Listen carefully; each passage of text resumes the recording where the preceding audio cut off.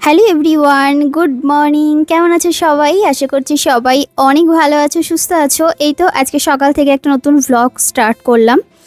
আর এই দুদিন আমি কোনো ভ্লগ পোস্ট করতে পারিনি, মানে যারা ইউটিউবের বন্ধুরা ভিডিও দেখছো তারা জানো গত দুদিন কোনো ভ্লগ পোস্ট করিনি।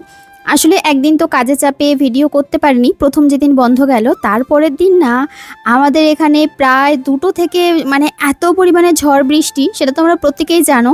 তো যেই কারণে আমি কারেন্ট অফ হয়ে গেছিলো। মানে এটা খুব কমই হয় আমাদের এখানে, কারেন্ট যায় না যতই ঝড় বৃষ্টি হোক না কেন, মানে খুব সিরিয়াস কিছু না হলে। তবে কালকের ঝড় বৃষ্টিটা একটু অন্যরকমই হয়েছিল, মানে এত জোরে ঝড় বৃষ্টি হয়েছিল, অনেক জায়গায় দেখেছি গাছ টাছ ভেঙে পড়েছে।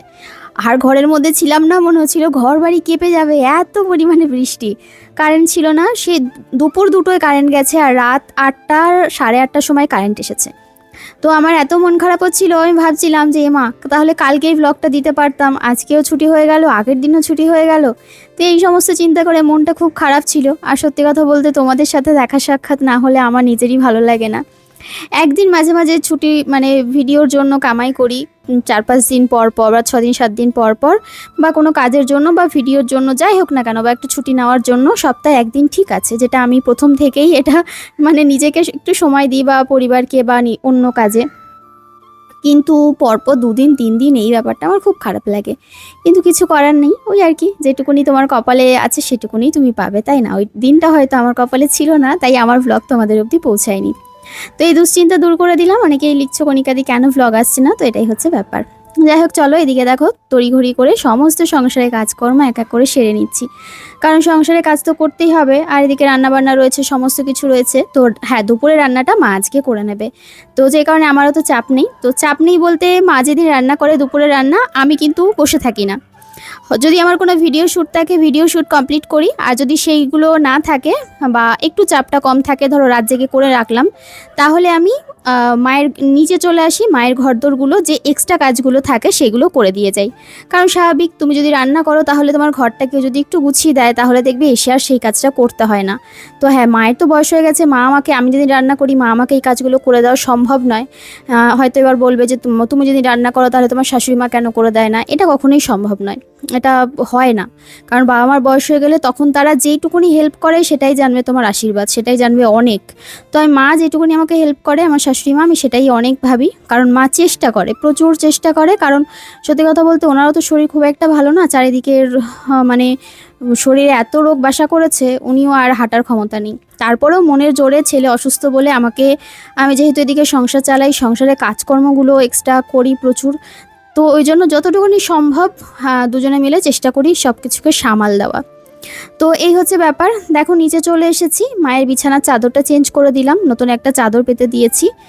আর এই চাদরটা তো কিছুদিন আগেই মা বের করেছে, তো দেখতে বেশ ভালো। আর আমি না বরাবরই একটু হালকা কালার পছন্দ করি, যেমন সাদা, তারপরে অফ হোয়াইট কালার, একটুখানি তোমার কি বলবো, একটু অন্য অন্য রকমের কালার, যেগুলো চোখে কম লাগে। আবার মা আবার একটু ক্যাটকেটে কালার পছন্দ করে, মানে যেগুলো ব্রাইট কালার। তো এক একজনের এক এক রকম চয়েস। তো এটাই হচ্ছে ব্যাপার। এই যে দেখতে পাচ্ছ যে চাদরটা আমি টেনে সরালাম, এটা কিন্তু আমি কিনেছিলাম পছন্দ করে।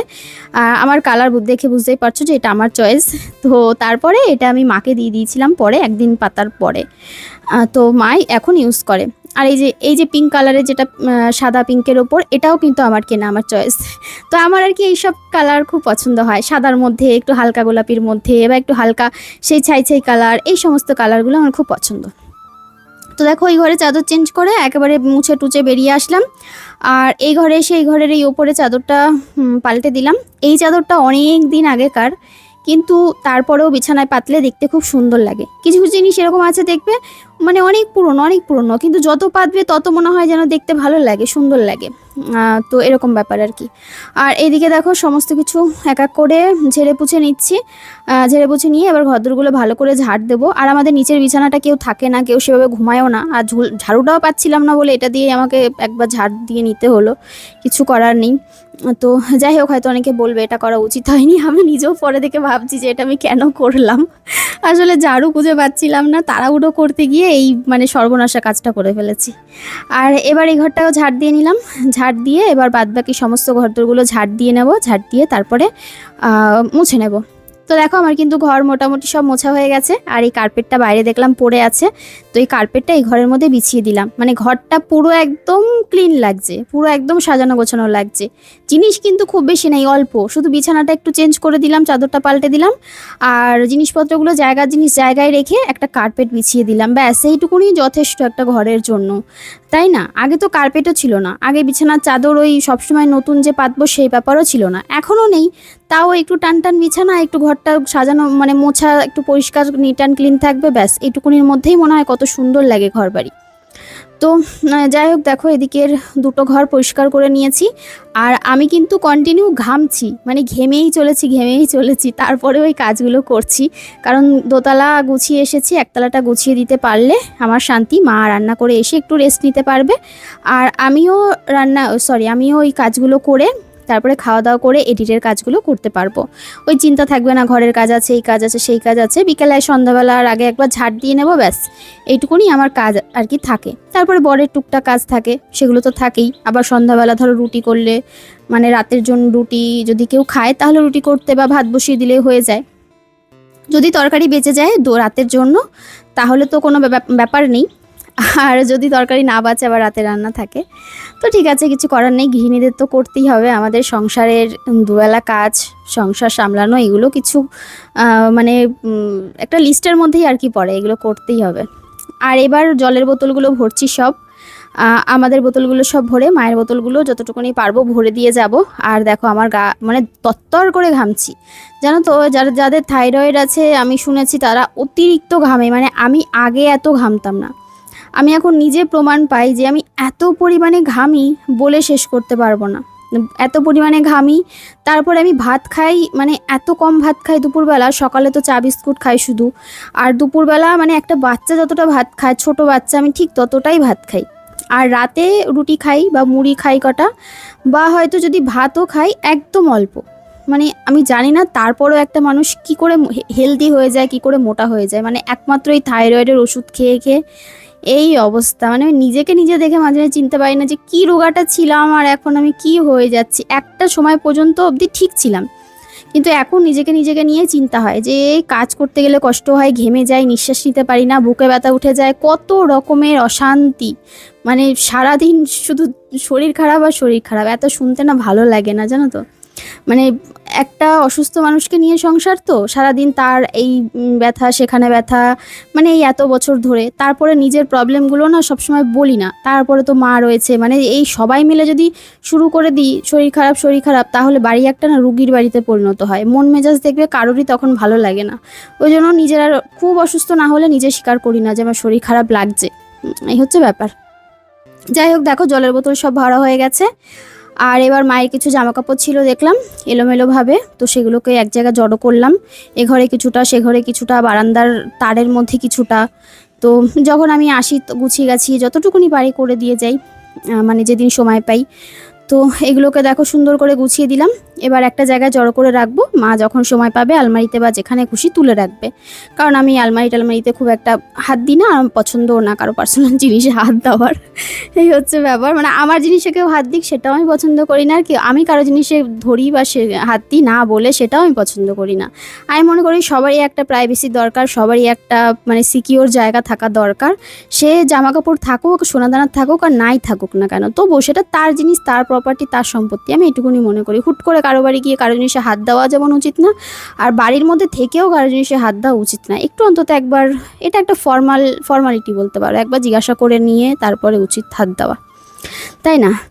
যাই হোক, চলো এদিকে দেখো, তারপরে বিকেলবেলা আমি ছাদে এসেছিলাম একটু ভিডিওর কাজটা কমপ্লিট করে, ছাদটা পরিষ্কার করব বলে। কাজের শেষ নেই বললাম না, আজকে 24 ঘন্টা শুধু কাজই দেখাবো তোমাদেরকে। আজকে সামনে থেকে এসে তোমাদের সাথে কোনো কথা বলিনি, শুধু কাজ আর কাজ করে গেছি। 3তলা ছাদ কিন্তু পরিষ্কার করে এসেছি, সব পাতা পোতা গুছিয়ে এক জায়গায় জড়ো করে ঝাড় দিয়ে এসেছি, আর এবার এসে নিচের তলাটায় ঝাড় দিচ্ছি। আর আজকেই দেখো আকাশে মেঘ করেছে, আর আকাশে মেঘ করা মানেই হচ্ছে আবার বৃষ্টি হবে, আবার সেই গাছের গোড়া থেকে মাটি চুটি এক হয়ে নোংরা হয়ে কাদা হবে। তো ছাদ পরিষ্কার করে কি লাভ বলো, কিন্তু ওই যে নিজের স্বস্তির জন্য এটুকুনি করতেই হয়। আর এদিকে দেখো সব মোটামুটি পরিষ্কার হয়ে গেছে চারিদিকে।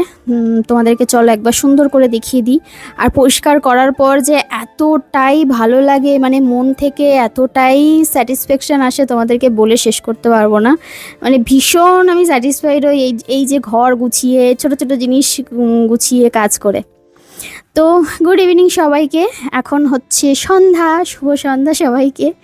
আর আজকে রাত্রেবেলা একটা সুন্দর জিনিস বানাবো বলে রান্নাঘরে এসেছি, সেটা হচ্ছে পনির পরোটা।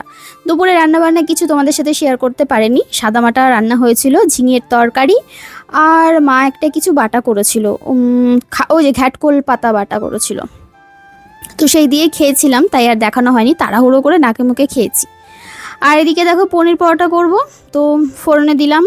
পনিরটাকে একটুখানি ইসে করে নিয়েছি, তোমরা গ্রেটারে গ্রেট করে নিতে পারো, আমি হাত দিয়ে একটুখানি মেখে নিলাম। আর এবার এর মধ্যে ধনেপাতা, কাঁচা লঙ্কা আর দিয়েছিলাম একটুখানি জোয়ান ফোড়ন দিয়ে এই যে এটাকে ভাজা ভাজা করে নিচ্ছি। আর এবার পনিরটাকে এর মধ্যে দিয়ে একটুখানি ভাজা করে নেবো, কারণ পনির না কাঁচা পনির দিলে আমার ভালো লাগে না, একটু কষিয়ে টষিয়ে দিলে ভালো লাগে বেশ। তবুও ঝালটা একটু কম হয়ে গেছিলো, কারণ মেয়ে খাবে বলে ঝাল খুব একটা দিইনি, 3টে লঙ্কা দিয়েছিলাম, তা ঝাল হয়নি সেরকম আর কি, লঙ্কা ঝাল ছিল না আর। তো দেখো পনিরটা দিয়ে দিলাম, পনিরটা দিয়ে এবার একটু নাড়াচাড়া করে দিলাম, কারণ পনির তো একদম দলা পাকিয়ে যায় কড়াইয়ের মধ্যে দিলে। তো দিয়ে এবার এই মশলাটা ভালো করে, মানে ওই ধনেপাতা আর কাঁচা লঙ্কাটা ভালো করে এর মধ্যে মিশিয়ে দিচ্ছি। আর অল্প করে একটুখানি হলুদ দিয়েছিলাম ধনেপাতা ভাজার সময়। এবার এর মধ্যে একটুখানি নুন দেবো, আর হচ্ছে তোমার ওই যে একটু গরম মশলার গুঁড়ো বা ভাজা মশলা যা ইচ্ছা দিতে পারো, তো আমি একটু গরম মশলার গুঁড়ো দিলাম, আমার কাছে গরম মশলার গুঁড়ো ছিল অন্য একটা ব্র্যান্ডের, ওটা ভালো বেশ। আর তার সাথে দিলাম একটুখানি তোমার কি বলো না, দারচিনি, লবঙ্গ, এলাচ, আমি না ভুলে যাই জানো তো। তো ওই যে ঝাল ঝাল হয় যেটা, ওটা দিলাম, গোলমরিচ গুঁড়ো। কি অবস্থা, মানে চিন্তা করো আমি কোথায়, আমার স্মৃতিশক্তি লোপ পেয়েছে, কোথায় গিয়ে ঠেকেছে। আর এবার পুরগুলো এর মধ্যে ভরে নিচ্ছি সবকটা এক এক করে। আর ওই 2-4টে করে করব না, একটা করেই করব বলেছি, এত বড় করব যে একটাই শেষ করতে পারবে না, তো সেই রকমভাবেই আর কি করছি। এটা হচ্ছে বাম্বু পরোটা, জায়েন্ট পরোটা। বাম্বু তো পূর্ণ হয়ে গেল, এটা হচ্ছে জায়েন্ট পরোটা। আমার কথা শুনে গিয়েও এসো না, হ্যাঁ ভুলভাল কথা বলে ফেলি, এটা হচ্ছে জায়েন্ট পরোটা। আর এই দেখো এবার একটুখানি ঘি দিলাম, ঘি আর তেল একসাথে মিশিয়ে দিয়েছিলাম, কারণ পুরো ঘিয়ে ভাজলে না এই সবার পেটে সমস্যা হবে। আর উপর থেকে একটু তিল ছড়িয়ে দিয়েছিলাম ভাজার আগে, একটু দেখো তিল ছড়িয়ে দিচ্ছি, তিল ছড়িয়ে একটু বেলে নেবে, দেখবে একদম গায়ের সাথে মিশে যাবে। আর যখন ভাজবে না, যে পাশে তিলটা দেওয়া থাকবে দুপাশে দিতে পারো, আমি এক পাশে দিয়েছিলাম, তোমার ওই যখন ভাজবে এত সুন্দর, ভাজার পর খাওয়ার সময় একটা গন্ধ বেরোবে, যখন কামড় লাগবে আর ভীষণ ভালো লাগে খেতে। তো এই তো দিয়ে দিলাম, দিয়ে এবার কড়াইতেই মানে ধরছিল না আর কি, প্যানের মধ্যে এতটা বড় হয়ে যাচ্ছিল, তো তাও তো ময়দার বলে একটু টেনে নিল দেওয়ার পর। আর আমি যখন পরোটা করি তখন সাদা তেলে করি, তো সাদা তেলের মধ্যে 1 চামচ ঘি দিয়ে একটু চামচ দিয়ে মিশিয়ে দিই, তাহলে বেশ ঘিয়ের গন্ধ আসে, মনে হয় যেন পুরোটাই ঘি দিয়ে ভেজেছি। তোমরা যারা কিপটিমি করবে এটা করতে পারো, বা পুরোটা ঘি দিয়ে না করে সাদা তেলে করলে এটা করতে পারো। কিপটিমি না, এমনিই আর কি করলে এটা খেতে ভালো লাগে, ঘিও কম খরচা হয়, এটাই হচ্ছে ব্যাপার, তাই না? তো এবার উল্টে পাল্টে সুন্দর করে ভেজে নিচ্ছি। আর তিল যতটুকুনি থাকার গায়ে থেকে যাবে, আর যতটুকুনি ওঠার উঠে যাবে, মানে দেখবে প্যানের মধ্যেই থেকেছে, খুব একটা বেশি থাকে না, তবে বেশিরভাগটাই পরোটার গায়ে লেগে থাকে। তো পরোটাটা একদম সুন্দর করে এপিটোপিট করে ভেজে নেব। আর পুর কিন্তু খুব একটা বেরিয়ে যায়নি, দেখতেই পাচ্ছ কি দারুণ ভাজা হয়েছে। আর এটা একটু সসের সাথে বা যে কোনো একটা নারকেলের চাটনি বানিয়ে খেতে পারো, আরও সুন্দর লাগে, ধনেপাতা চাটনি বানিয়েও খেতে পারো। তবে আমি কিচ্ছু করিনি, আমার ঘরে ঝিঙের তরকারি রান্না ছিল, বর বললো ওটা দিয়েই খেয়ে নেবে, আর পাতা বাটাও ছিল, আর চাটনি সবই ছিল আর কি, যে যেটা দিয়ে ভালোবাসে খেতে। তো চলো আজকের ব্লগটা এখানে শেষ করছি, সবাই ভালো থেকো, টাটা।